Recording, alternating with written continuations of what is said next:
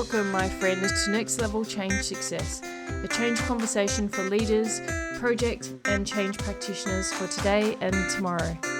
My name is Therese Perez of myvirtualchangemanager.com, and I'm an experienced change and project professional and people leader with many years of experience in the industry. I love business, and I love the people side of business especially. So nothing lights me up more than seeing people use change management, project management, and strong change leadership to engage, motivate, and inspire people, and ultimately transform organisations. If you've heard about change management and have no idea of what it involves, then you're in the right place. If you know about change management, but you want to take your practices to the next level, then this is where you should be. I'm going to share the stories of my experiences, interview some fantastic people, and I'm going to explore all of the challenges and opportunities that you face in organisations right now. So please join me and let's go and have some fun. Hello, and welcome to another episode of Next Level Change Success. My name is Therese Perez and I'm the founder of myvirtualchangemanager.com. Before I begin, I'd like to acknowledge that I am recording on Thorowal country and pay my respects to the traditional owners and custodians on the land on which I'm recording. And welcome to this episode, 5 common mistakes that are made at the beginning of transformation programs. And if you're just kicking off a big piece of work in your organization, then this is the episode for you, that's for sure. If you're even partway through a transformation program, these things might be coming up, or you might be finding that actually because these haven't been addressed or that these mistakes have been made, you're paying a price for it. Because oftentimes at the beginning of projects or programs, everyone's enthusiastic, but can be a lot of tripping over each other, that's for sure. So let's get into some of the common themes that I've seen throughout my career around transformation programs. And then hopefully we'll talk a little bit on how you can avoid it as well, because I'm sure that will be of help to you if you're finding yourself in these positions. So the first one is that the leadership team aren't actually clear on the strategic objectives of the program. And this can happen for a whole bunch of reasons. Sometimes because there's solutions that are being touted, but people don't really fundamentally understand the problem that they're trying to solve. Sometimes because there's multiple streams of work that are happening and there's not really a common theme or a way that these pieces of work are linking. And there hasn't been certainly enough time put into just the think tanking, brains trust, needing to get people around the table, talk about the purpose of the program, what the outcomes are, what the benefits are, and making sure that all of the leaders are clear on that and agreed on that, and that their outcomes are measurable at the very beginning. And this can be for a bunch of reasons. If the transformation program has been put together because it's in response to a critical need in the organization, then sometimes there is this lack of poise. And I talk about this concept of poise, and I always think about Michael Jordan in his clutch shot moments, where he has always had that cool head and just had that sense of poise about him in those final moments before the buzzer goes. And sometimes that poise isn't there and it's just pure panic. And you might be in a situation where that is the case and people are scrambling. And without having a program director or a program manager or someone in the fray who has that ability to bring a sense of poise to the group, to calm them, to ask the fundamental questions and to facilitate that conversation, you're going to struggle and you're going to lose time. And the irony of it is that 2 days spent at the beginning of such a program can save weeks and even months further down the track when you're having to pull everyone together and talk about benefits or talk about outcomes for the streams, trying to figure out how things connect. So it is worth taking leaders, subject matter experts, key team members away from the noise of the organization to do intensive planning and scoping and getting agreement about the deliverables so that you set a really strong foundation for your transformation program. So that's one common mistake, leadership not clear, and then having that bias to action, which just really has you and your program pay the price time and time again. Second common mistake, let's talk resourcing. Everyone loves talking resourcing.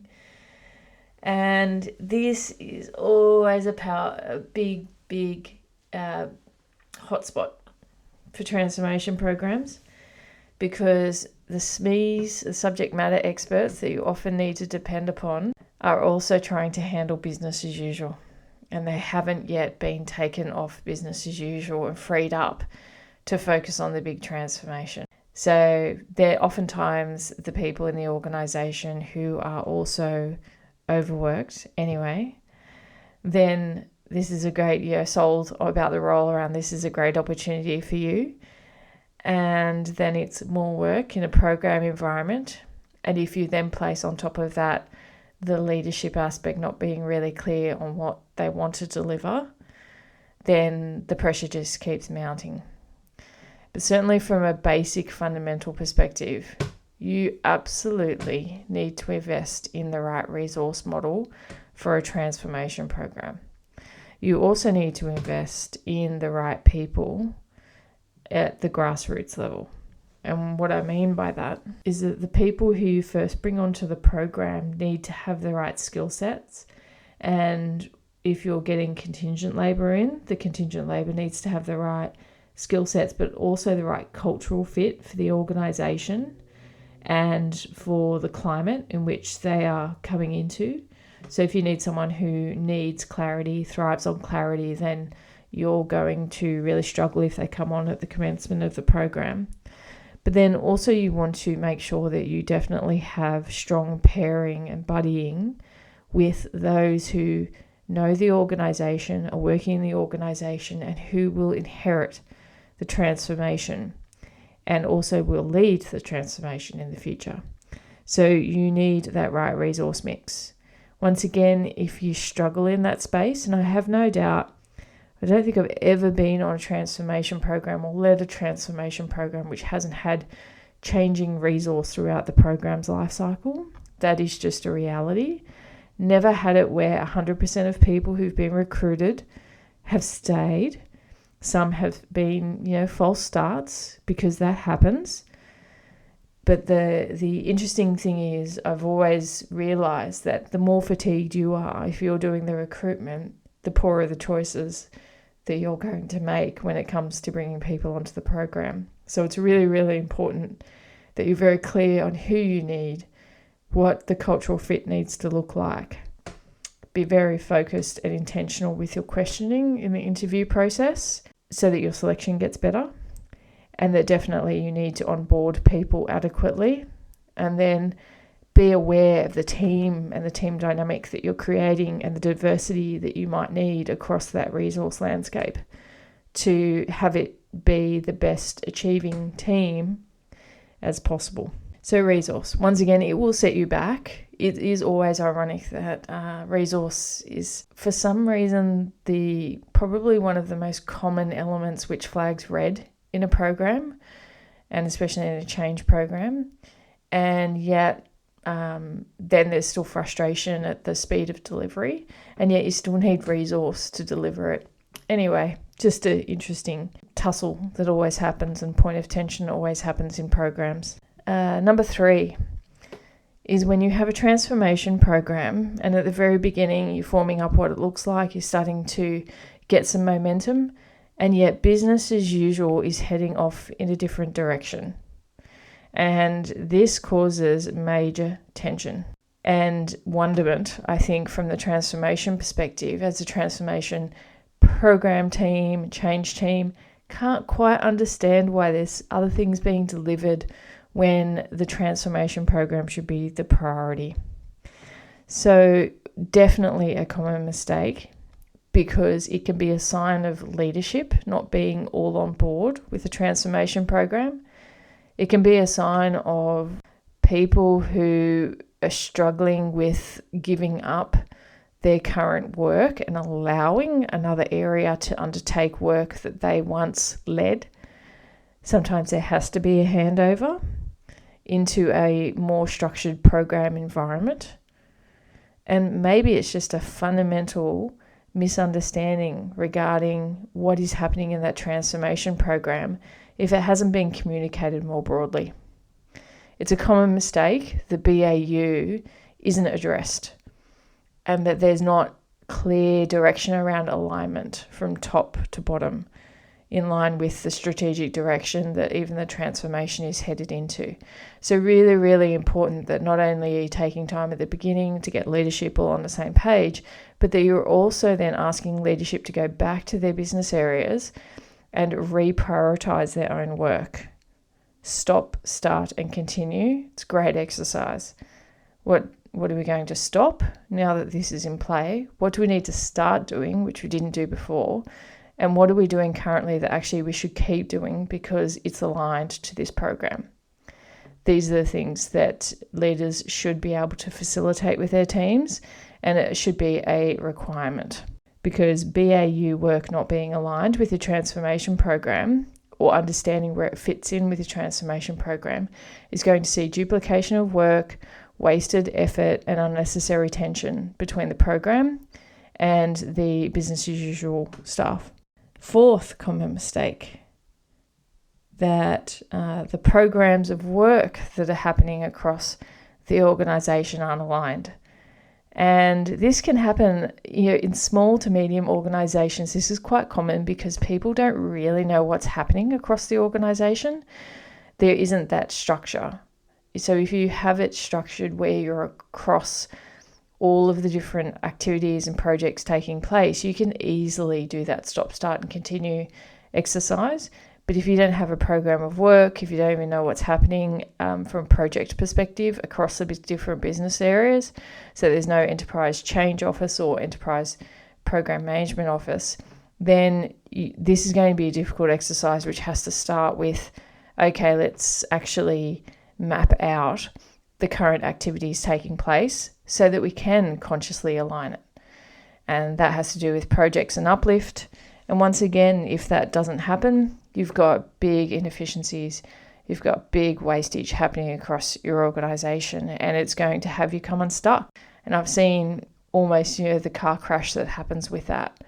And so it's important to align your program of work. And then last but not least, let's talk about strategic decisions. And these are a killer at the beginning of a transformation program. If there isn't a formal process, and if the project or program managers aren't good at facilitating that escalation process, which has to happen around strategic decisions, having those made by the leaders, and then being able to and making sure that the impact of those strategic decisions is fully understood at the origin of the program, because it could influence and determine, flow on activities, scope changes, etc.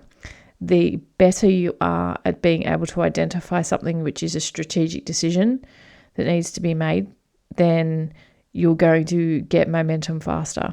But I've seen a lot of indecision happen, and even transformation programs commencing without the strategy really being thought through, and then sit crippled for 2-3 months before it can really get legs and progress, and a lot of rework happening and a lot of unpacking happening because it hasn't been done prior to the commencement of the program.